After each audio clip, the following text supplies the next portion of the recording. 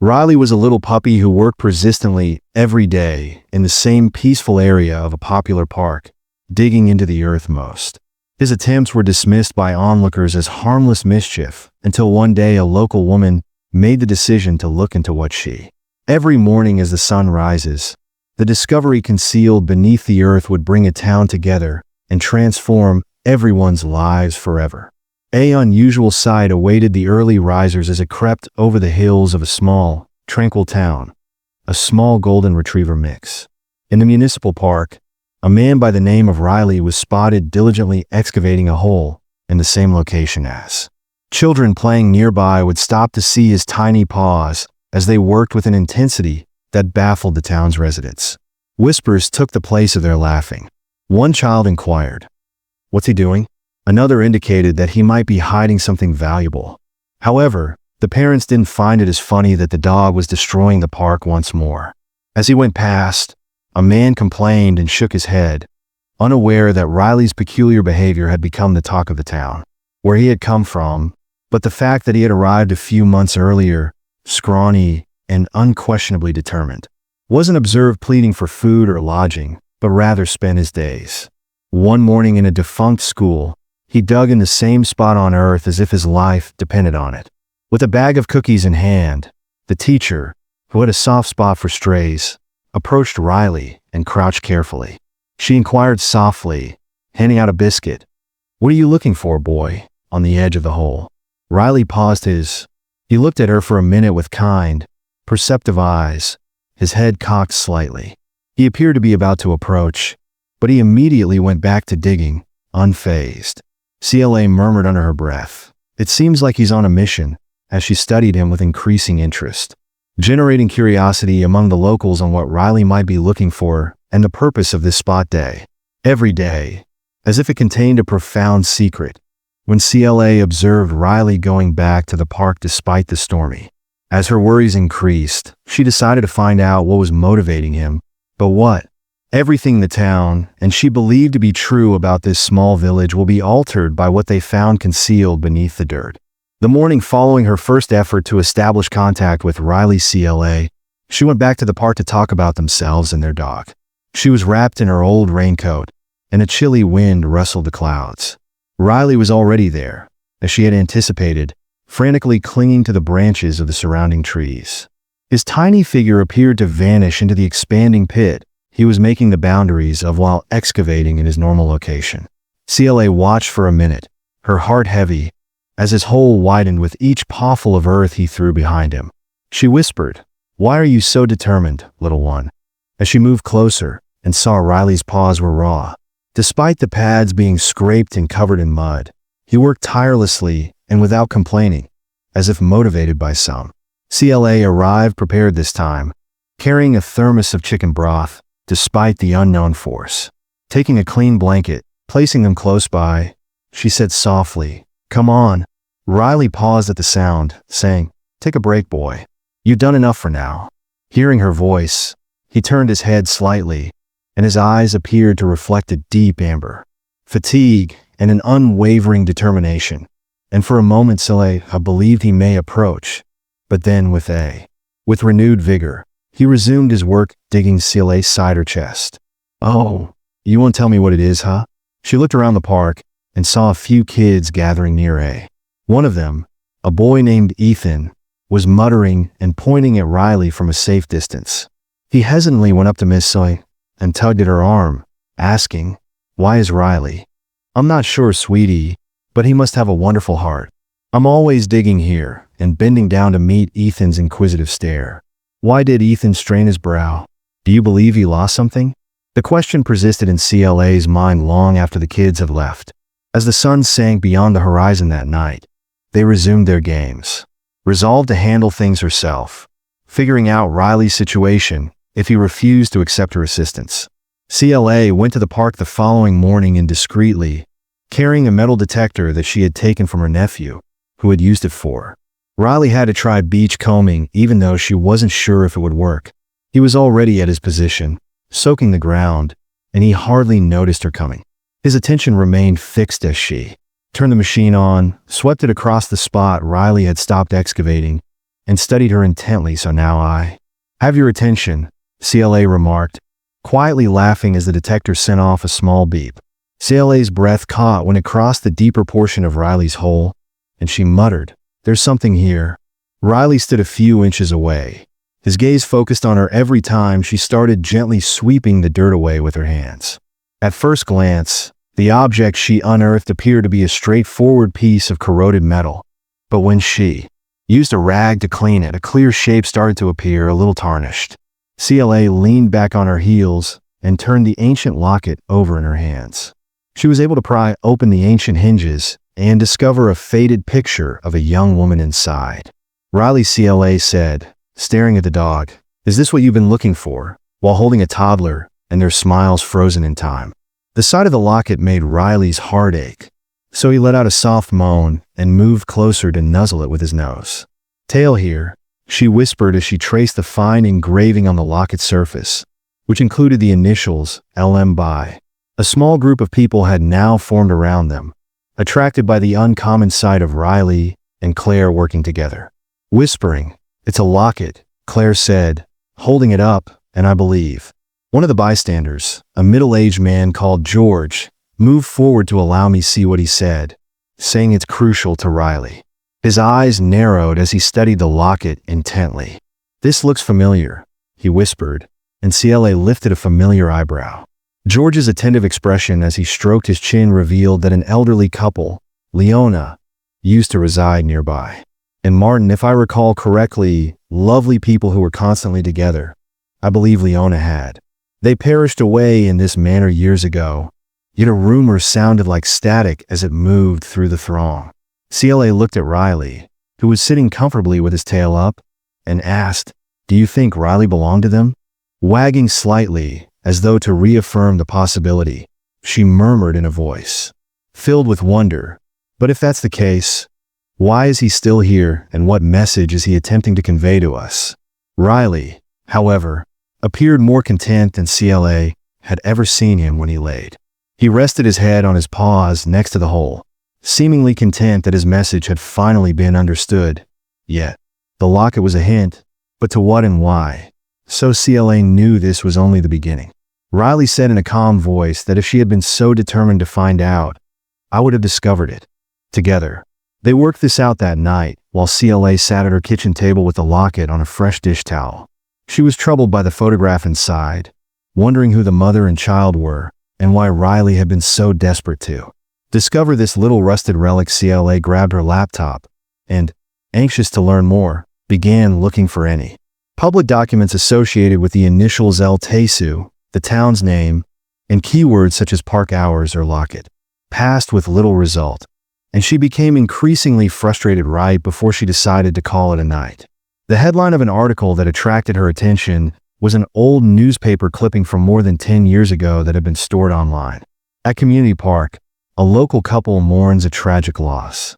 CLA's heart raced as when I clicked on the link, the article told the tragic tale of a young couple.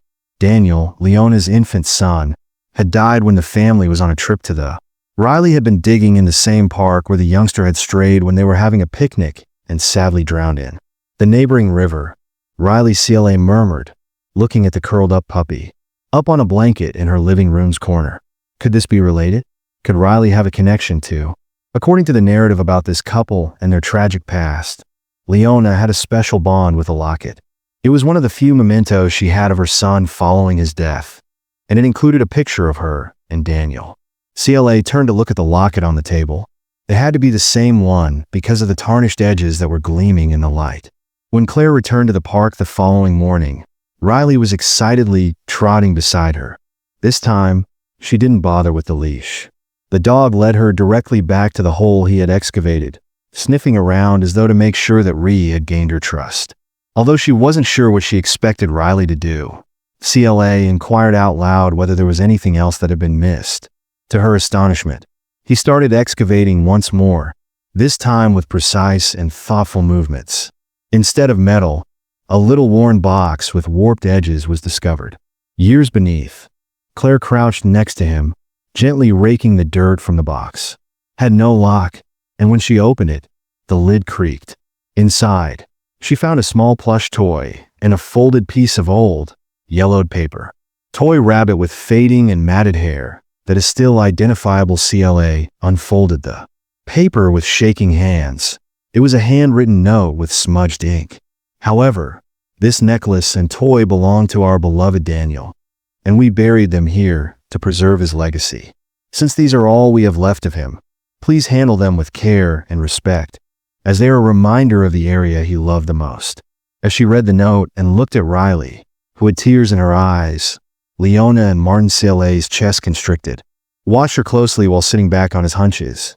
"You knew, didn't you?" she whispered. "How did you know this was important?" Riley wagged his tail as she stretched out to scratch behind his ears. Her heart swelled with a mixture of wonder and sadness. Leaning into her touch as if to confirm, "And now that you know," CLA concluded that she went back to George, the person who had identified the locket the day before, because she couldn't keep this information to herself. Together, they assembled additional information concerning Leona, and Martin George clarified that the C had died. Their house was sold to strangers a few years ago, and after Daniel, they were never the same, he added, shaking his head sorrowfully. However, they spent practically every evening sitting by the river at this park which they loved. "Do you believe Riley was one of them?" George scowled carefully as Claire asked in a hesitant voice. "It's difficult to say, but if he didn't, but he certainly acts as though he did. Perhaps he's a stray who caught their smell and decided to stay. Dogs are odd like that. They sense things that we cannot." And CLA was profoundly moved by the notion that Riley might have a spiritual bond with the family. "In any event," she stated, "I believe we ought to pay tribute to their memory." "Perhaps we can," George agreed and said, "create something permanent for them here, maybe a memorial." The idea immediately gathered support, and CLA shared her story to keep it alive. Seeing that the neighborhood was putting together a small group to organize a memorial gathering, she also contacted. Local artists are attempting to create a sculpture or plaque that would honor Riley's and the family's love of the park. Amazing part in uncovering their tale, as Riley's fame started to. People began coming to the park as word got out about the dog that had discovered a piece of the town's past. Children gave him treats just to get a sight of him, while adults were astounded by Riley's devotion and tenacity, appeared to enjoy the attention. But as the memorial arrangements progressed, his relationship with CLA remained his strongest. Developed, Claire couldn't get rid of the impression that there was more to learn about Riley's history. How had he come to this park? And tell me what drew him there one night when she and Riley were sitting on the bench by his digging. She spoke out loud. "You're a mystery, Riley, but perhaps that's part of what makes you so special." Riley took a break. Claire caressed his fur while his head rested on her lap, and his eyes closed in satisfaction. "Regardless of where you're from, you should now strengthen your commitment. We will ensure that everyone is aware of how remarkable you are and the impact the memorial planning has made on the community." And with Riley as the focal point of their work, local press outlets selected the sculpture, and contributions came in for it. Up the tale of the hero-turned-stray dog. But as the planning went on, Claire started to see. Riley's behavior was strange one morning when they were strolling in the park. Riley abruptly came to a halt, his body stiffening and his ears perking up. Following his eyes, Claire noticed a man standing by the riverbank. He was wearing trousers and a dark jacket. His stance was rigid as he looked around. Something about him didn't seem right. Riley CLA said, clutching the leash a bit more tightly, "Do you recognize him?" Riley took a few tentative steps forward, his nose twitching as if he were catching a snare, and his tail wagged uncertainly. "Smell." The man suddenly turned, briefly locking eyes with CLA. His face softened when he saw Riley, but he turned and left as fast as he had appeared, vanishing into the trees. With a shiver down her spine, CLA whispered, her fingers grazing the locket she had slipped inside. Something about the man's response lingered in her coat pocket for protection throughout the day. Felt important, almost personal, to Riley. Could he have known Riley's past? Later that night, CLA discussed the incident with George, who scowled deeply as they worked out the specifics of the memorial event. He said, "That sounds like Tom Marin." Claire said, "Who's Tom Marin?" When curiosity reached a height, George revealed that he had been a groundskeeper here for many years. He worked at the park during the I haven't seen him in years. He departed after Leona and Martin's tragedy, saying it was too difficult to stay. Do you believe he might know more about Riley or the locket?" Even though Claire felt her heart quicken. George remarked reflectively that Tom was close to the family, and that if anyone knew anything, it would be him. Good luck, though, him to speak. He has always been a private individual who is committed to finding solutions. Riley returned to the park early the following morning after deciding to find Tom by her side in the hopes that the man would return. Hours went by without his showing up. However, as CLA was ready to lose up, she heard footsteps crunching behind her as they searched for me. A rough voice said. Tom was standing a few feet away, his hands shoved in his jacket pockets, his aged face close at reach, and, "Yes," CLA answered, urging her bravery. "I think you might know something." His piercing glance gave him an aura of reserved wisdom. Tom's demeanor changed when his eyes landed on the locket after she took it out of her pocket. He exhaled deeply and his shoulders drooped a little. "I haven't seen that in years," he remarked, his voice laced with. Riley discovered it with grief, and CLA clarified that he was excavating in the park when this was. Buried with a note and a toy Tonk, the eyes shifted to Riley, who was sitting there paying close attention. A small smile appeared on his lips at CLA's side, and he said, "Good kid, do." Riley CLA asked if he knew anything about him. "He's been here for an unknown amount of time, and I can't help but feel like he's linked to all of this in some way." Tom paused, and then motioned for CLA to join him on a nearby bench. Riley appeared shortly after Daniel's accident, Tom, and he gazed out at the river while speaking in a low, thoughtful manner. He was a puppy when he first started walking about the park, and at first I believed he was lost, but he had this. I started throwing food out for him because he seemed to be looking for something, but he kept coming back to the same spot. A little Riley who was adrift and wondering why do things made Spot CLA's heartache. Tom looked at her, his eyes brimming with a mixture of sadness and awe.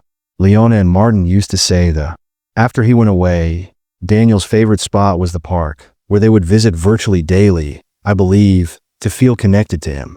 Riley believed that he stayed because he understood how much they relied on him to bear Tom's. Words fell like a blanket over CLA. Riley wasn't a stray. He had been due to devotion and instinct, the silent guardian remained near the park. But Claire questioned why the digging was happening now. "I'm not sure why," but he shook his head, perhaps sensing that the story was about to. Dogs like him, it's true, have a way of knowing things that we don't. Pondering all that Tom had told Riley about his relationship with the park, Martin was more than Leona could have ever anticipated. He was more than just a dog. He was a live connection to a family's. As the sun started to fall, Claire turned to Tom and said, "We're preparing a memorial for Daniel and Leona Martin, which I believe is what Riley has been waiting for. Would you come, Tom?" I gave them a nod, and I'll be there for Riley in the days before the days were a flurry of activity, with CLA George and the community members working nonstop to realize their vision to life. But Tom's revelation dominated CLA's thoughts and Riley's.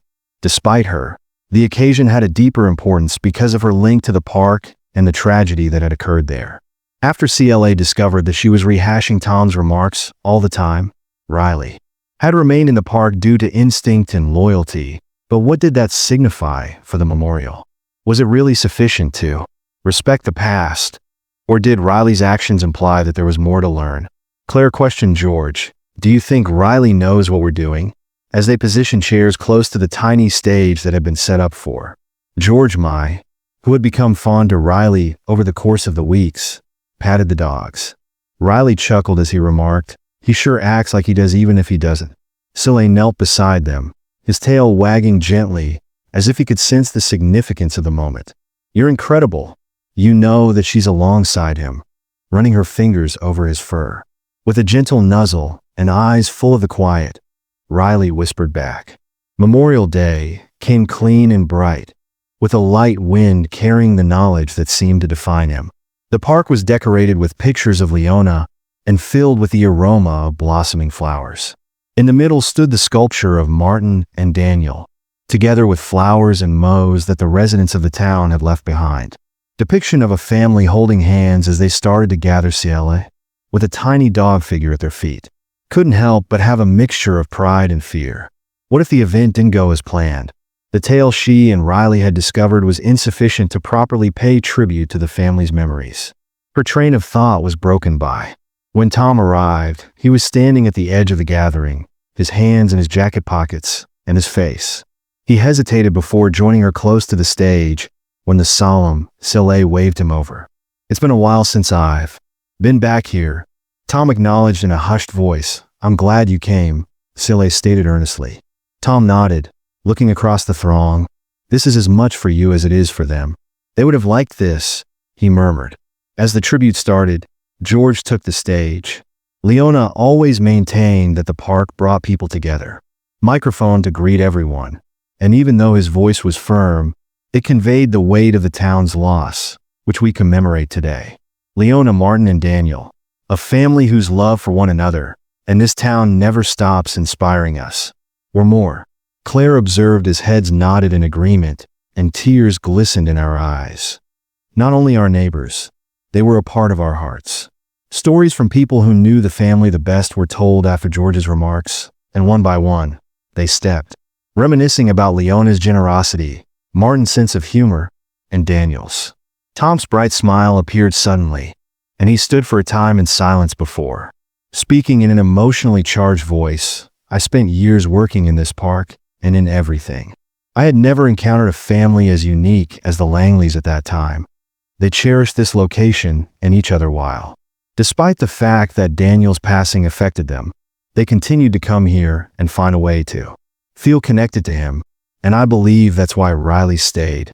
The audience nodded in accord, turning their focus to Riley, who Tom's statement seemed to confirm what many had sensed, but were unable to articulate.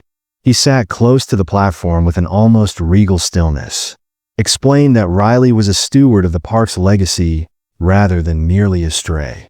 Claire inhaled deeply and moved forward as the talks came to an end. "This park has long been a sight of. We're here because Riley reminded us of the significance of the relationship she started today. Respecting those relationships and valuing the memories that bind us together." Her voice faltered a little as she looked at. "This is more than simply a memorial for a family we lost," Riley said, looking back at her with unflinching trust. Continuing, "It's a celebration of Riley's love and the love they left behind." Continued in his own manner. The audience exploded in applause, showing their gratitude.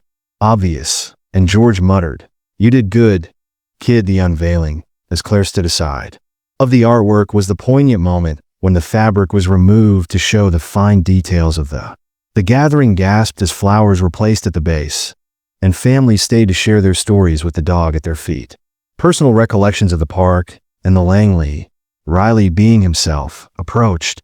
Drew smiles as he sits next to the sculpture and makes a gentle tail-wagging motion. With sobs from everyone present that night, as the park cleared out and the sun set over the horizon, CLA Georgia and Riley and Tom were standing near the sculpture, and their quiet was contented by their mutual understanding that a significant accomplishment had been made. What will happen to Riley Tom next? Tom questioned in a questioning tone, and CLA grinned and scratched. Behind Riley's back, he has earned whatever he decides to do in the days that followed. Memorial Riley rose to fame in the community, and people gathered to the park to see the dog that had sparked such a sincere homage, and many others brought sweets or just sat next to him and enjoyed in his peaceful demeanor. But as the attention increased, Riley's newly discovered fame presented an unforeseen obstacle. One time, as CLA was picking up trash next to the artwork, she saw a man who was both admirers and opportunists. He was kneeling next to Riley, dressed sharply in a fitted suit and polished shoes that didn't look appropriate for the rustic. He suggested to hook it to Riley's while he dug into his pocket and took out a leash and collar. "I'm here to help you," CLA said in a steady but suspicious voice. "I've heard about you, and you must be CLA," as you turned to beam a rehearsed smile. This amazing canine held out his hand and said, "Nam's Marcus Steele, I represent several." CLA scowled but shook his hand at media outlets interested in Riley's story, saying, "Riley isn't a story. He's part of this community." She firmly responded, "If that's what you're after, he's not for sale." Of course not, but Marcus's laugh sounded too sweet to be real. Riley's story has the potential to inspire millions of people through book deals, ads, and possibly even a feature film. I need your help. Riley, noticing CLA's discomfort, got up and positioned himself. Between her and Marcus, CLA knelt next to him, his ears somewhat pinned back. "Thank you, but Riley's place is here," she murmured, placing a palm on his head. Marcus's smile wavered at the end, but he swiftly recovered. "If you're not interested." He put my card on the bench and left, leaving Claire feeling uneasy afterward. "Change your mind. Here's my card." Claire told George about the meeting that night when they were closing the park. "Do you think HEK will return?" Asked her about her concerns, and it's likely that George acknowledged that folks like that don't give up lightly, but will continue to monitor. Riley isn't leaving unless he wants to, and the upcoming weeks will present further difficulties. Marcus's visit appeared to cause an unwelcome surge of attention. Reporters started showing up to the park, taking pictures of Riley and harassing. Claire and George were forced to involve local authorities after some of the visitors, for quotations, even crossed boundaries. CLA observed something odd in Riley's behavior in order to preserve the park's tranquil atmosphere amidst the mayhem. Even though he was often his usual composed self, there were times when he appeared restless, pacing close to the sculpture or focusing on an area close to a tree's base. CLA couldn't get rid of the impression that Riley was attempting to inform her of anything, so one morning she made the decision to go into it. Carrying a tiny trowel, she went up to the tree Riley frequently observed and started carefully excavating at its base. Initially, she found only dirt and roots, but after a few minutes, her owl struck a solid object, removing the dirt, and she discovered a tiny tin box that was rusted with age. Her pulse pounded when she opened the box to see a stack of old papers, a faded picture, and the picture of the Langley family, including Daniel, standing on the tarnished locket. The papers were handwritten messages, and the locket held a small image in front of what appeared to be an ancient cabin, of Daniel on one side and the words "Forever Loved, Never" on the other. Forgotten. CLA studied the notes intently, her heart pounding when she saw that they were journal entries. Authored by Leona, they detailed the family's park excursions following Daniel's death and their attempts to locate comfort and, most interestingly, allusions to a secret location where they maintained. Claire muttered, "This must be part of it," holding up particular memories of their kid. The locket. She looked at Riley, who was sitting calmly next to her, staring at the box. "You knew this was coming, didn't you?" Claire told George and Tom about her discovery that evening. The journal entries mentioned a hut on the edge of the Leona's remarks alluded to a rich trove of memories from the park where the Langleys had spent their best days together. "I was unaware that they had a cabin here, but Tom mentioned that it might contain even more elements of their story." Brow wrinkled. Perhaps it has been forgotten that George, the pragmatic, ever proposed that the parks have grown over time. They look for it. If it's still there, we owe Riley and the Langleys for finding it the following morning with weapons. Riley led the way as the group headed off with a plan of the park's original layout. The dog appeared to be in his typical energetic state. After hours of looking, the serenity gave way to a sense of urgency that led them farther into the woods. The cabin's interior is impressively intact despite being partially obscured by dense vegetation. They discovered a treasure trove of family photos, Daniel's early sketches, and as CLA meticulously packed the notebook, which was full of stories Leona had written for her baby, the atmosphere was charged with emotion. Objects with the knowledge that they would further enhance the park's story. "This is no longer solely about the past," CLA stated, voice unwaveringly. "It's about protecting their heritage and demonstrating to the world what this park truly represents." Riley wagged his tail, seemingly in agreement. "Serves as a reminder of the love and tenacity that have carried them this far," as CLA. The weight of their discovery started to fade into the dusty air as George and Tom stood in the hidden cabin's faint light. Had a subtle scent of thyme and cedar, and the items they had found provided a clear picture of the Langley families. Riley sat by the door, his eyes never leaving the group, as if he were contemplating love and loss. CLA carefully held a framed picture of the Langley, standing in front of the sacred space, making sure they handled it with respect. For them, The cabin was a sanctuary rather than just a haven to rest, she whispered. George nodded, placing his palm on the weathered edge of a table, suggesting a place where they could save Daniel's memories. It's amazing how Riley led us here, he remarked, covered in old papers. He must have sensed the link even after all this time, Tom, with a hint of amazement. The realist added that this cabin could make things more difficult if he ever scraped his chin. People may want to claim it if word spreads, especially given all the attention Riley has been receiving. CLA's heart fell at. The cabin was seen as more than just a plot of property. Rather, it was evidence of the Langley family's tenacity. It needed to be preserved and unspoiled as they packaged the things into a silent homage to their love for their son. A dilapidated trunk. CLA's mind was filled with questions. Was the cabin even on the property? Who would have the authority to decide its fate? The park's official documents, and how they could guarantee that it continued to be a revered memorial instead of a. Back in the park office that evening, Claire started looking into the park's past when Tom gave her a cup of coffee, seated across from her, seeming contemplative as you consider how to keep this a secret. CLA nodded and paused her fingers on the computer. But he asked, "Aren't you?" The cabin is part of the Langley tale, and Riley's as well. It belongs there.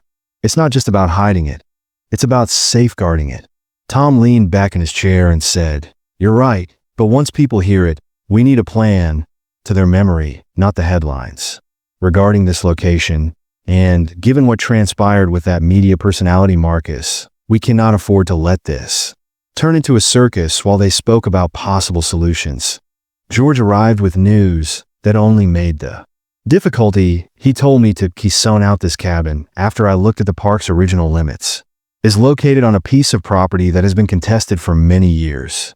In legal terms, it is not park property. Dropped, which indicates that George said, we don't have legal power to safeguard it. And if someone chooses to sell or develop that property, he did not complete the phrase, but it was obvious that the cabin and everything it stood for could be gone. We need to find out who owns it, CLA said as the group sat in somber quiet. If they agree, perhaps we can purchase the land or work out a plan to protect it. Tom arched an eyebrow, asking how much it would cost. The park budget hardly covers our operations, so Claire looked him in the eyes and said, we'll fund it. The following few days were a whirlwind of activity at CLA. If necessary, we can raise since we've done it before. In an attempt to determine who owned the land, George contacted local historians and sought guidance from legal professionals. And Riley started working on a preservation fund idea while Tom remained their constant companion, keeping them grounded while they dealt with the growing difficulties. Yet even as they worked non-stop, but one evening as CLA sat by herself in her office, doubts began to creep in. The weight of their work loomed over her as she stared at a blank page on her computer screen. And for the first time Riley sensed her uneasiness and walked up, asking whether they could pull it off, and put his head on her lap. CLA caressed his fur absently, her mind racing. Riley, why are you so concerned? As though in reaction to Riley's nudging her, she said, what is it about this place of this family that keeps you tied to it? Hand with his nose and looked at her with those perceptive, momentary eyes. CLA had a flash of insight that this was more than simply conserving the past. It was about paying tribute to the bond Riley had created, a bond that had impacted everyone who knew the following day, Langley's story was rekindled, and she shared her vision with George, and Tom will turn the cottage and the surrounding area into a peaceful memorial for the Langley family. It won't be easy, George said, but visitors should consider the enduring relationships between people and animals. Against funding concerns, bureaucracy, and public interest, but if we accomplish this correctly. Tom acknowledged that it might be something really unique, but his pragmatic side cautioned that we should proceed with caution. As they worked out the practicalities, another issue emerged, and one mistake could cause everything to get out of control. When opportunistic media agent Marcus Steele learned about their discovery, he accused you of hiding something significant when you returned to the park, this time with a TV crew in tow.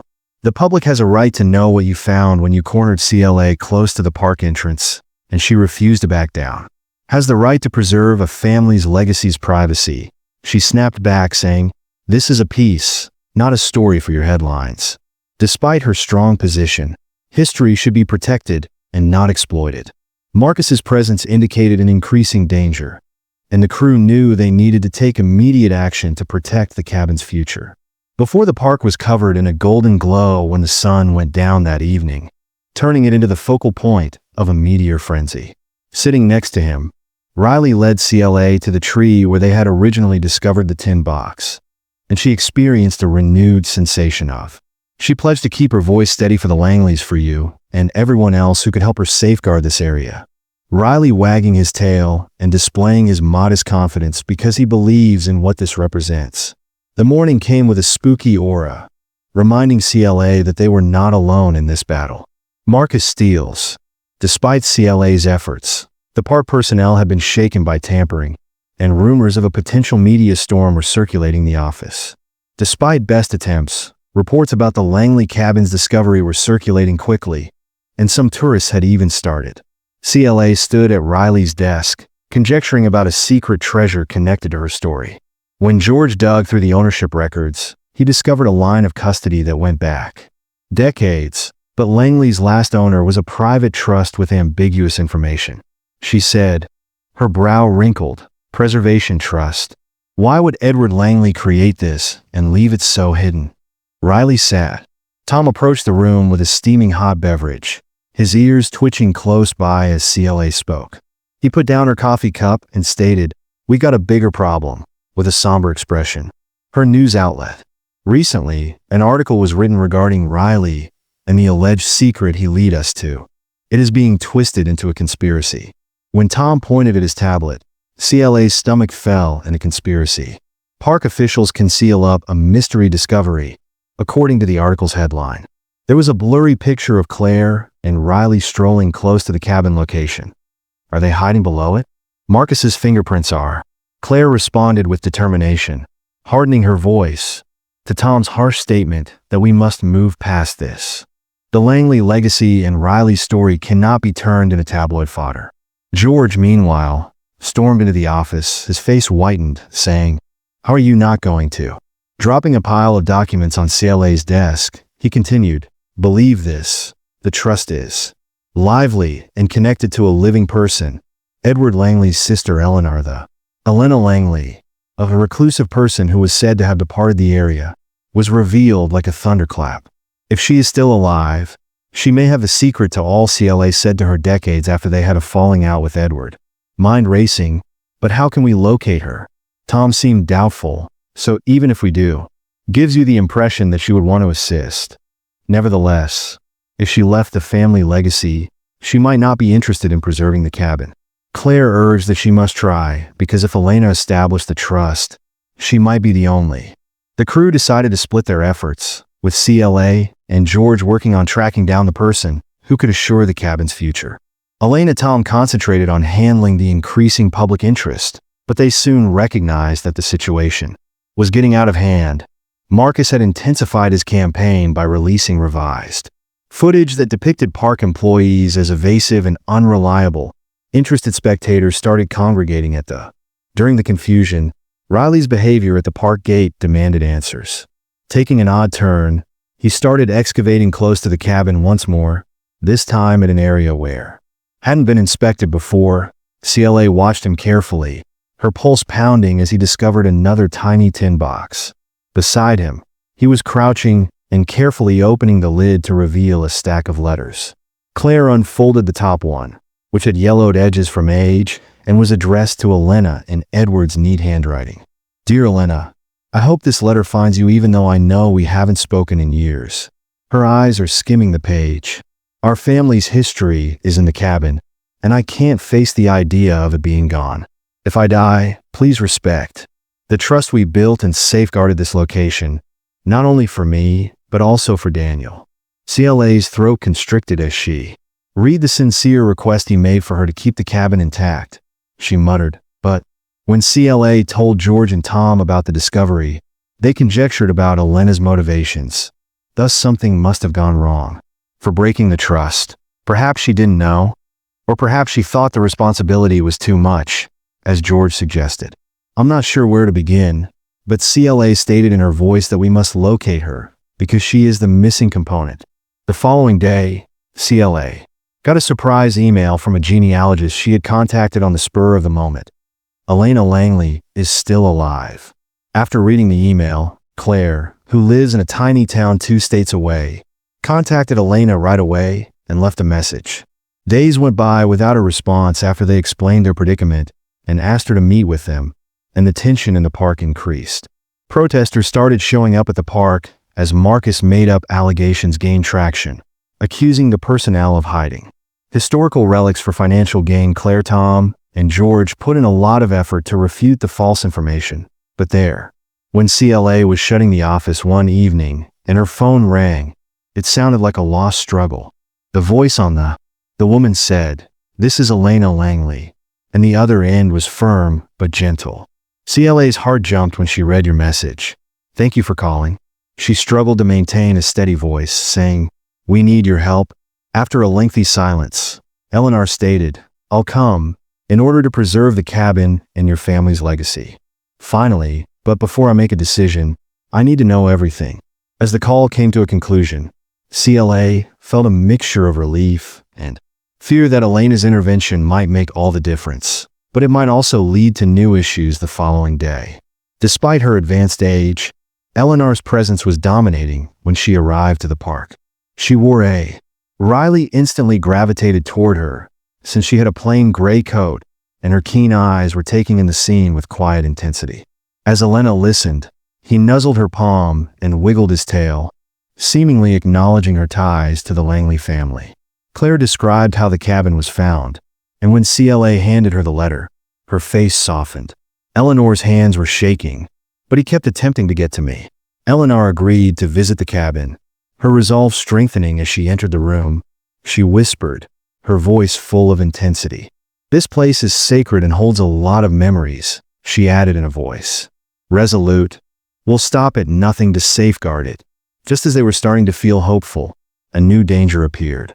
Tom came out, hurried inside the cabin, his face pallid, and whispered, "Marcus is here." CLA's heart fell as he brought a crew with him. The delicate work they had achieved was going to be put to the test in the harsh. The showdown was inevitable due to public attention, and outside the cabin, Marcus Steele stood with his. Tension was in the air as he pointed dramatically toward the cabin, surrounded by a small group of demonstrators and the camera team. He angrily declared that they have been concealing a piece of history that they wish to preserve for themselves. CLA, Elena, and Riley noticed the uneasiness and stood by CLA's side as Tom exchanged a tired look. CLA whispered to Elena, "We can't allow him to ruin everything because of his protective posture. The world needs to hear you speak the truth." Elena took a stand and melted her years of self-imposed seclusion. "Let me handle this," she replied firmly, and the group walked away from the injustice that was playing out in front of her. Marcus grinned as he watched Eleanor lead the way outside and who. Eleanor's eyes remained calm as she responded, "I'm Eleanor Langley. Perhaps this is another one of the park's so-called experts. My family owns this cottage, and the trum we built is the legitimate keeper of Edward Langley's sister." The assembled audience fell hushed in this place as Elena's serene demeanor piqued their interest. Authority Marcus obviously didn't anticipate this development, if that's. It's true that he said he recovered swiftly, but why hasn't the trust taken any action to protect it? Why is Eleanor's voice kept a secret? Softened and little regretful since I let my brother and this country down when, after Edward died away, I allowed my sadness to control me, and I was unsure of how to proceed. The audience whispered that I was to blame for the trust being neglected, but Elena raised a hand with a resolute gaze. "Modifications. I've witnessed the efforts of CLA and her group, and I'm here to make sure Edward's legacy is safeguarded as." You acknowledge that Marcus attempted to take back control of the story. It appears that the trust has been mismanaged, and you're merely seeking a quick fix to keep your face intact. His unwavering gaze is what I'm searching for, a means of writing down my transgressions. Begins with keeping this cabin safe from individuals like you. CLA went up and took her place next to Eleanor.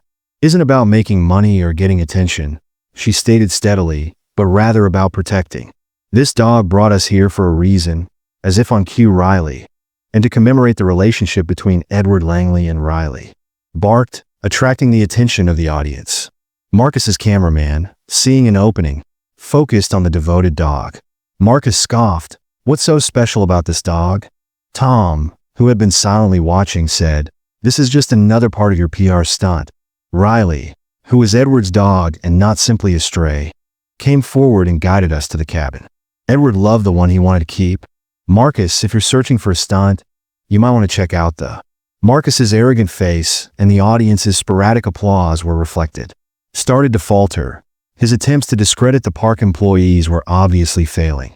And he added in a sour tone, "If you're so committed to preserving this location that you demonstrate to the public your plans to restore it as CLA observes it. The restoration of the cabin is already underway, and we are collaborating with Elena to develop a preservation strategy that is consistent with the original purpose of the trust." Elena nodded, her voice ringing firmly. "And I will personally supervise the reformation of the trust to guarantee the cabin and its surroundings. Land is safeguarded for generations." Marcus stared at the group before storming out after discovering he had run out of cards. Departed with his team, the audience started to thin out, with many behind to provide words of encouragement. CLA experienced a spike in relief, but she was aware that the fight was far from over. As the day came to an end, Elena asked, after some hesitation, CLA consented to spend some time alone in the cabin after recognizing the elderly woman's need for. As she examined the face, Elena discovered Riley remained behind, his silent presence a source of solace. She found herself pulled to a little bookcase in the corner. Dusty books filled the shelves, their spines still intact but fading. One of them was a journal with a silky leather cover. When she opened it, her breath caught when she saw the writings, written by Edward, were a combination of ordinary thoughts and sincere reflections. One piece in particular caught my attention. "I hope Elena could see that this site now is everything we as kids could have imagined. Perhaps she will return someday. Realize why I stayed." As tears filled Elena's eyes as she shut the journal, Riley softly pushed her hand against his eyes. Full with silent comprehension, she muttered, "I'm here now, Edward, and I'll make things right." When she rejoined the group, Elena gripped the journal tightly and stated, "This is more than just a cabin. Evidence of Edward's faith and family. Even if I rejected him, I will not let that faith be wasted over the coming years." Riley, ever faithful, became a symbol after the park personnel spent weeks working non-stop with Eleanor to create a rehabilitation plan.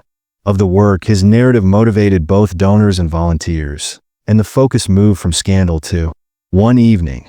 There was a celebration as the story turned into one of perseverance and redemption. Tom and C stopped as they made their way to the cabin along the now familiar route to observe Elena and Riley sitting on the porch.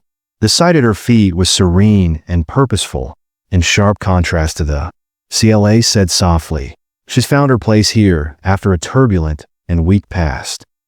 Tom nodded, his lips quivering with a smile. "And because of her, this area has a..."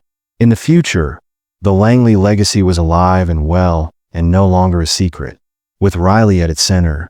Yet CLA couldn't get rid of the feeling as they got ready for the cabin's spectacular reopening. The last chapter was yet unwritten as the cabin's grand reopening preparations got underway. Electricity permeated the park as volunteers painted railings. The story of Edward, Eleanor, and Riley motivated people to donate, and media queued up interviews. The once hidden cabin was emerging as a representation of tenacity and the strength of community. Yet amid the chaos of subtle indications of problems started to appear, but Elena remained firm in her. During their talks, CLA saw that resolve was especially preoccupied. The normally composed woman fumbled with her notes, her eyes frequently straying to the horizon as if in search of. The emotional burden of remembering her brother's legacy caused CLA to choke on something or someone, but Riley always. One evening, he became notably protective and alert to the emotions around him, hardly ever leaving Eleanor's side. Tom's demeanor changed to one of grimness as Claire went over the restoration timeframe in the park office. CLA's heart fell as she passed the tablet across the desk and looked at a blog post called "The Truth." Edwards was accused of mismanaging funds in the Langley Trust scandal, which went viral.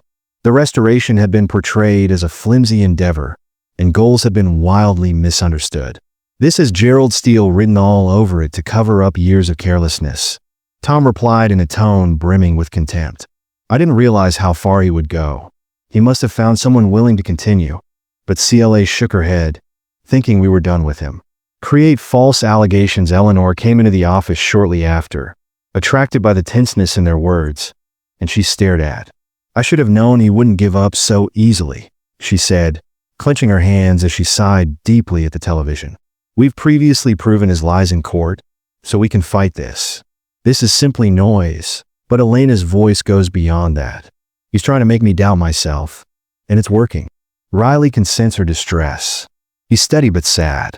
Broke the silence by nudging Elena's hand with his gentle whine, and she knelt down and ran her fingers through his fur. I'm okay, guy, she said in a whisper, although her tone showed that she wasn't sure.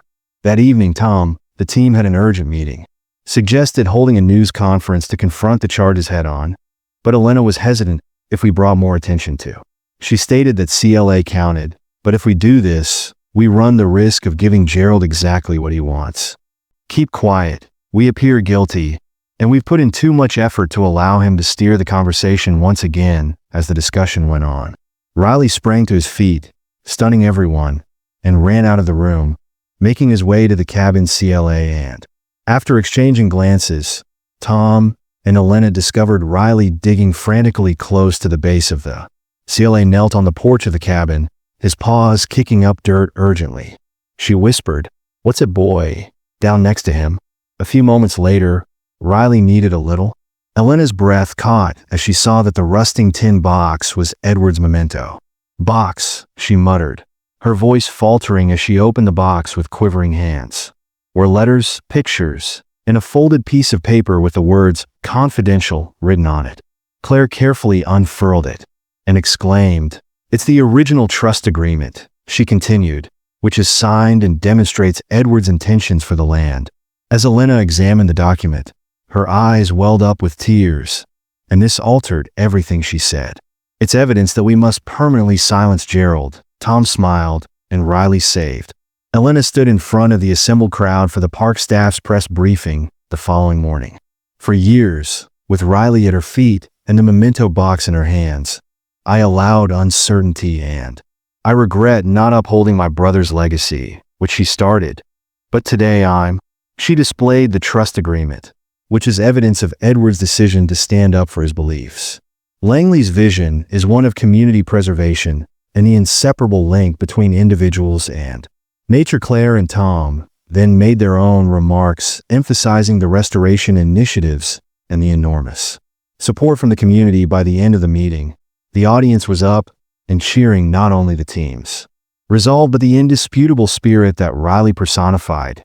Gerald Steele wasn't done that night. As Claire and Tom went over the conference's video, a shadowy person could be seen in the background of one of the clips. CLA's stomach clenched as the figure hovered close to the cabin, hiding their face before vanishing without anyone noticing. I believe Tom grimly nodded. "We must keep a careful eye on things tonight, since something doesn't feel right." As night fell, the squad took. Riley accompanied them on each round as they patrolled the park in shifts. The anxiety in the air was palpable in every rustle of foliage, making them tense, but Riley's deep growl didn't warn them till the wee hours of the morning. Claire and Tom hurried to the area after spotting movement close to the cabin and discovered a stranger trying to burn the homes. Riley's fierce barking and lunging on the porch forced the intruder to leave there, attempting to take a picture of their receding figure.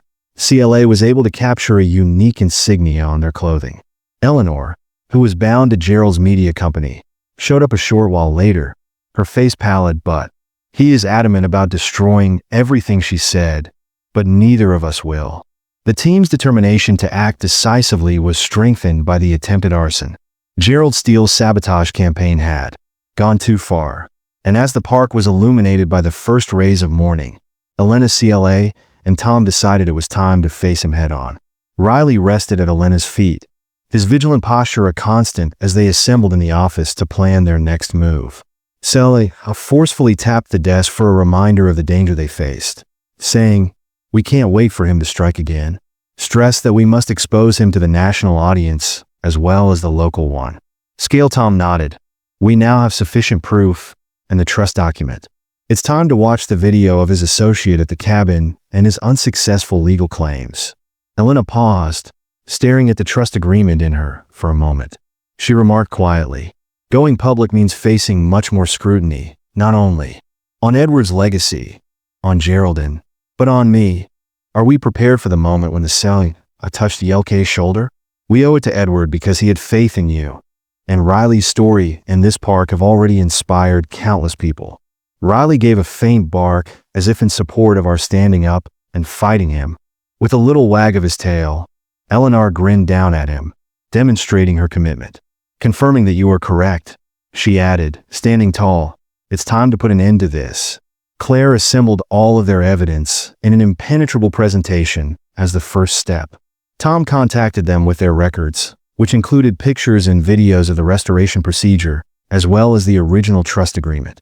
To influencers and reporters who had expressed interest in the park subject, guaranteeing optimal exposure for their announcement. In the meanwhile, Elena composed a moving message and rehearsed it in front of a mirror with Riley at her side. She steadied her voice as she described Edward's fantasies, the park's metamorphosis, and the dog's steadfast devotion. Riley replied as she knelt to scratch behind his ears. "Who had discovered the truth? Since you have been the protagonist of this narrative from the beginning, let's make sure that everyone is aware of it." A press conference was planned for the next evening, which is scheduled to align with a community gathering honoring the park's advancement. Volunteers erected tents, set up chairs, and took pictures to adorn the space. With souvenirs highlighting Edward's life and legacy, the atmosphere was teeming with excitement as the occasion drew near. The drama that was developing and the prospect of an inspirational tale drew people from nearby towns in large numbers. Children's joy as they played close to the cabin was a sharp contrast to the anxiety that was simmering beneath the surface when the moment arrived, Elena took the stage with CLA Tom and Riley standing on either side of her. Dropped silent as she approached the microphone, her hands firm in spite of the pressure. "I want to thank everyone for this park has always been a place where," she started, speaking loudly and clearly. "My brother Edward devoted his life to protecting this haven of beauty and community, and it has been my privilege to continue that mission." She paused, looking around the crowd, "But not everyone agrees with our approach. In recent months, we have encountered baseless. We're here tonight to set the record straight after accusations, sabotage, and even threats to our safety." Record Straight CLA went forward and signed a trust agreement, which was displayed on a giant screen behind them. By Edward and Eleanor Langley describes the goals of the park's rehabilitation and the trust's actual purpose. Tom went on to provide an overview of the unquestionable evidence of their dedication to this property and this community. Gerald Steele's company, the attempted arson, and the wider ramifications of his conduct art. He spoke passionately about a park and how it's about confronting people who would use deceit and trickery to demolish what others have created. Eleanor finally spoke to the audience once again. "Despite everything, one thing has kept us. Behold the bravery and devotion of Riley, who is more than just a dog. He serves as a reminder of. We celebrate that spirit tonight by reiterating our dedication to Edward's cause, which is everything we're fighting for." Dream. The audience erupted in applause as she concluded her remarks. Riley sensed at her side, energy stood with pride, his tail wagging wildly, but just as the celebration appeared to come to a successful end, everyone's attention was drawn by a disturbance close to the gathering's edge. Arriving with a small group of admirers, Gerald Steele's face was belligerent, his presence and unquestionable challenge. "You believe you can defame me and get away with it?" Gerald interrupted. "This so-called evidence is just another ploy to hide your tracks through the throng. It doesn't prove anything." As the audience turned to face Eleanor, anticipating her reaction, the tension was evident. Riley gave a low growl. "Gerald, your falsehoods have already been exposed." Eleanor came forward, standing protectively in front of her. "Been revealed. The public recognizes your strategies, and your efforts to obliterate Edward's legacy have only reinforced our determination." Gerald grinned, but his assurance wavered when the video of his associate in the cabin was shown on the screen, the audience gasped. Real-time damning evidence was presented alongside the indisputable evidence that Gerald's supporters' allegiance started to erode, and the crowd became more confident. Elena's strength allowed her to start chanting Edward's dream, which he realized. When Gerald lost, he turned and rushed away, his form vanishing into the darkness as the crowd broke into. Elena cheered, their voices resonating around the park as the festivities went on. She crouched next to Riley and put her arms around him, whispering, "We did it, boy." The scene was prepared for their journey's last chapter, the ultimate triumph of love, which Edward would have been extremely pleased of. Devotion and camaraderie over avarice and dishonesty as the audience honored Gerald. Following Steele's humiliating retreat, the park's atmosphere changed to one of triumph and camaraderie. Elena, CLA, and Riley remained near the cabin as Tom huddled together, their feelings a mix of relief and resolve. "This is far from over," Tom stated in a controlled tone, his keen eyes sweeping the gathering as though to ensure everyone's safety. "Although Gerald is currently out of the picture, his influence won't go away quickly. Thus we must protect Edwards." After exposing his lies, Legacy finally nodded, her resolve greater than ever. "However, we must now make." As the evening drew on, the throng started to grow, ensuring that the park is permanently secured. Volunteers stayed behind to tidy up the gathering after it was dispersed, their conversations brimming with enthusiasm. Regarding what they had just seen, Riley was always following Eleanor, offering solace amidst the residual stress back at the cabin. Eleanor, CLA, and Tom convened to provide a debriefing after the trust arrangement was confirmed and the evidence against Gerald was presented, and the community solidly supported them, but they were aware that more work needed to be done. "What will happen next?" Elena leaned back in her chair and looked at Claire as she inquired, her notebook open and pen poised. "Considering the framed picture of Edward on the wall, we must increase the park's protection status to 100% if we can. No one, not even Gerald, is allowed to enter it as it is legally designated as a conservation site." "That's a tall order," Tom rubbed his temples, "but it's not impossible. We'll need the help of local authorities, legal professionals, and..." Elena stated in a firm voice, "It will take time, but we've come this far, and we can't stop now as they." Riley abruptly twitched his ears and let out a low growl as they plotted their course of action. His body tensed as it rumbled out his throat, and he made his way to the cabin door. "Boy," Eleanor questioned as she stood up, and Tom opened the door, stepping gingerly onto. The night air was still crisp and chilly on the porch, but something didn't feel quite right. Tom whispered, "Remain inside," in a low but forceful voice, as a faint rustling sound emerged from the woods at the park's edge. Took a flashlight and went into the dark, with Riley trailing behind him in spite of Eleanor's objections. CLA and Eleanor observed from the porch as they waited for Tom and Riley, their hearts racing as the minutes seemed to drag on forever. Eventually, the flashlight's beam returned, and Tom came out. Claire queried, her voice, "What did you find?" Based on his grim visage from the shadows. Tom, who was shaking, pulled up a tiny gadget, an audio recorder, that someone had left outside. "Eavesdropping, I didn't see them, but they left this behind." Eleanor's stomach churned when Riley began to bark. "Do you believe Gerald was the other person who said, looking at the recording, 'I'm desperate,' and..." CLA groaned and said he won't give up until he is totally discredited, since this is his method of trying to keep one step ahead.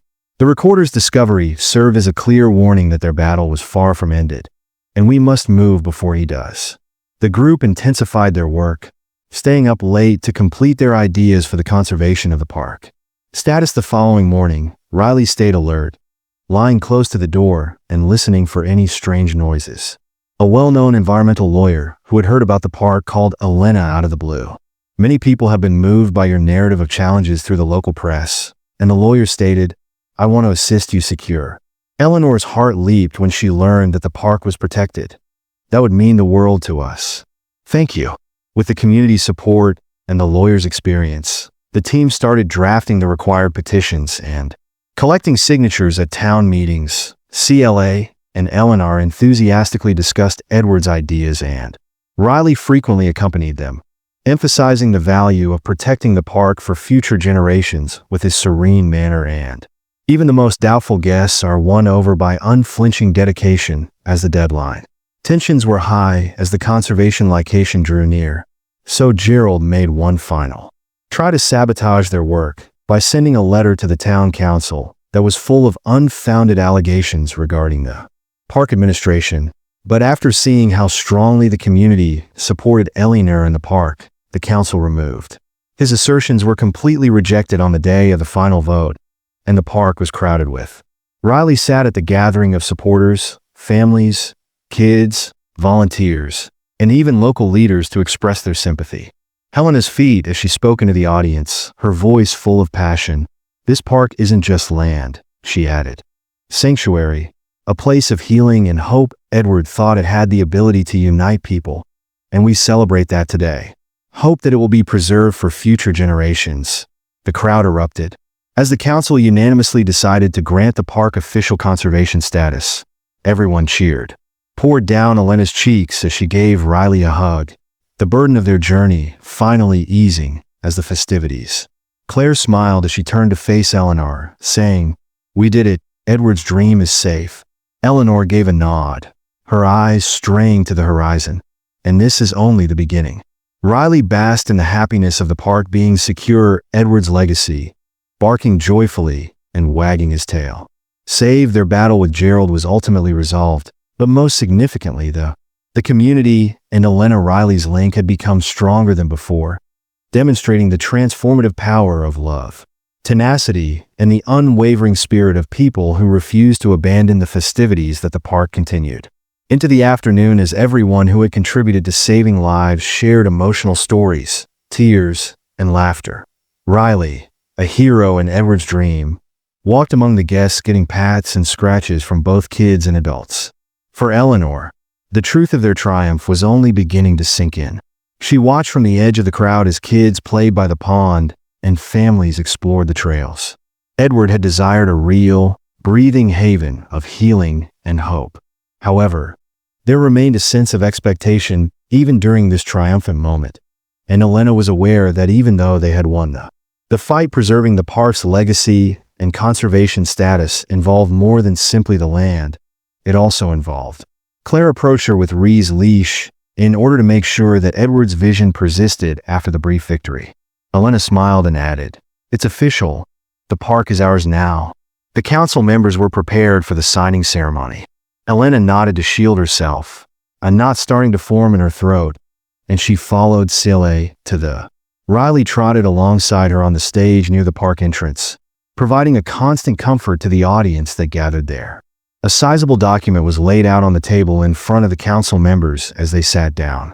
"This is a historic day for." Councilman Harris, the chairman of the town council, was praised by our community for inspiring us all with his vision for this park. The audience erupted in cheers as Eleanor said, "Today, we pledge to guarantee its preservation for future generations." Was asked to sign the paperwork on Edward's Haven's behalf, and her hands shook a little as she took the pen. Feeling the pressure of the moment, she looked to Riley, who was sitting. "This is for you, Edward," as his perceptive eyes met hers at her feet. Eleanor wrote her name with a steady hand while whispering something barely audible over the applauding audience. The audience cheered and yelled in favor, confirming the park's designation as a protected conservation area. Riley let out a single, celebratory bark that reverberated across the trees, and the kids around him cheered and giggled as the ceremony came to an end, Eleanor returned to the audience. Her heart swelled. Sile proudly joined her, her face beaming with joy that we succeeded. Declared that the park is secure after giving Elena a firm hug. But before Elena could, in response, a recognizable figure emerged at the edge of the clearing.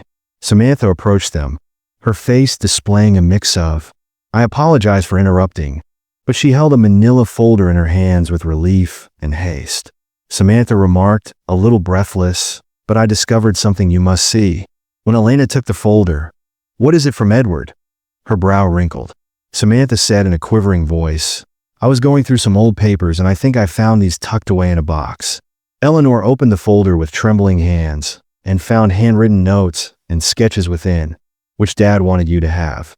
Using a park map, she noticed that one of the letters was addressed to her while the throng was still humming around them. Elena moved aside to read the letter, and the words in Edward's well-known handwriting made her cry. "I've always known you, Elena, and if you're reading this, it means you've taken up the responsibility of keeping the park safe. You've always had a kindness and strength that not many people have, and I'm so thankful that you decided to. Continue to believe that the park is more than just a plot of land. It is a haven for the lost, the broken, and the hopeful. Please keep in mind that even during the most trying times, you, Eleanor, are its heart. Riley will always be there, as will the community you've created with each other. Can do anything. I appreciate you believing in this dream and serving as its guardian. My love, you are always more than words can say." Edward, Elena held the letter close to her. Riley sensed her emotions squeezed in her chest as tears streamed down her face. "What does it say, Claire, that his warm presence is grounding her against her leg?" Elena smiled through her tears when someone gently placed a hand on her shoulder. "It's Edward, who always had faith in us before we even realized we were capable of doing this." She gave the letter to CLA, who read it. He would be quite proud of her, her eyes shining with emotion and silence. Eleanor nodded in a murmur, her resolve growing. "And now it's our responsibility to ensure that his dream keeps expanding." As the sun sank over the park, the throng watched as the sky was painted in shades of pink and orange. Families dispersed, packed up their possessions, and children waved goodbye. Riley sat at Eleanor's side, his head resting as volunteers stayed behind to tidy up. "We've come a long way, CLA," she said, leaning on her knee as she observed the spectacle. Eleanor, who was sitting next to her, grinned and said, "We still have a lot of work to do," CLA nodded. But as the last of the sunlight faded, Elena glanced down at Riley and her heart, bursting with appreciation. "Thank you," she said, gently petting his fur. Riley waggled his tail and had quiet comprehension in his eyes. There were only a few volunteers left to clean up the last traces of the day's festivities, and the park was quiet now. Riley sat next to Elena as she watched the fireflies dance in the cool evening air while she stood by the pond. He gazed out over the water for a while, his tail wagging softly, and Elena closed. Edward's vision was safe as she allowed her eyes to relax from the day's stress.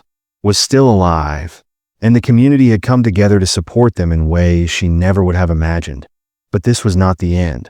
CLA joined her at the start of a new chapter with 2 steaming mugs of. She handed one to Elena, saying, "Thank you," thinking that Elena might need it. "I'm still in shock that we succeeded." CLA laughed. "You mean you did at this park?" As I took a sip and enjoyed the warmth, Elena said, looking at Riley, "I wouldn't be here without your determination. Not just mine. It was all of us." Riley became alert when he heard someone who denied Edward's dream every time we battled to keep it alive. Elena scratched behind his ears as his name nudged her hand with his nose. Smiling, "And you, Riley, you're the heart of this place." Celine nodded her expression. "Thoughtful, seeing the kids play here today, hearing their laughter reminded me why we fought so hard. This park isn't just land, it's a lifeline for so many." Eleanor watched the moonrise, its soft glow reflecting on the water. "Edward always believed in the power of nature to heal, to bring people together. I think he'd be proud of what we've done." Claire placed a hand on her shoulder. "He would be, and this is just the beginning." The 2 women stood in companionable silence, the peace of the park settling over them. In the distance they could hear the faint sound of an owl hooting, a reminder that life in the park was just beginning its nocturnal rhythm. The following weeks were a frenzy of action, with the park being officially protected. Eleanor and CLA began creating new projects to celebrate Edward's legacy. A volunteer-led conservation group was founded focusing on protecting the park's natural habitats, community workshops on environmental stewardship and wildlife. Schooling immediately became popular with families. Riley became a local star, his narrative extending beyond the town. Tourists came from miles around to meet the dog that had helped save the park. He greeted everyone with his characteristic wagging tail and warm, soulful eyes, embodying the spirit of the park. Elena found herself busier than ever, but the work didn't feel like a burden. Instead, it was a privilege, a chance to give back, to protect the dream Edward had entrusted to her. Every time she watched a child marvel at the sight of a deer or a family picnic under the oak Wood, she felt a renewed feeling of purpose one evening after a particularly long day of planning and meetings. Elena returned to the modest cabin at the park in trance. She sat at the desk, Edward's letter framed beside her, and began writing a journal entry. It was something she hadn't done in years yet. Tonight felt like the appropriate time. Today, I saw a little child catch his first fish in the pond. His laughter reminded me of the delight Edward always discovered in the simplest things. The park is alive, Edward. Your dream is alive, and so is your legacy. Thank you for allowing me to carry it forward. As she closed the journal, Ryan patted over, placing his head on her lap. You're tired too, aren't you? She whispered, running her palm over his fur. But we've got a lot more to do. The park renovation didn't go unnoticed. Local media outlets began highlighting articles about the community's efforts, and funds flooded in to assist ongoing efforts. The park became a model for conservation projects, prompting adjacent cities to establish similar places. Eleanor and Claire often remarked on how far they had come over coffee. One AMC remarked, I think Edward's idea has developed into something much bigger than he envisaged. Elena grinned. It's not just his dream anymore, it's all of ours. As the seasons changed, so did the park. Spring brought bursts of wildflowers. Summer saw the pond teeming with life, and autumn painted the trees in tones of gold and crimson. Through it, Riley was always by Elena's side, a loyal friend and a constant commemoration of their joint accomplishments on the first anniversary of the park's official protection. And Claire planned a neighborhood celebration to honor families who came for environmental hikes, wildlife photography competitions, and Riley was at the center of the storytelling sessions around a bonfire, seemingly enjoying the attention and the presents that he received. As the sun set, Eleanor stood on stage to speak to the audience. A year ago, we stood here unsure of what was ahead, but today we are stronger together than ever. This park is more than a location. It's evidence of what we can accomplish when we band together, she said, pausing to look at Riley. Edward once reminded me that the greatest legacy we can leave is the love we offer to others. And he did so while waving his tail encouragingly. I saw that love in each and every one of you today, as the audience cheered and applauded, resonating through the woods. Riley let out a bark, seemingly contributing his own voice to the festivities.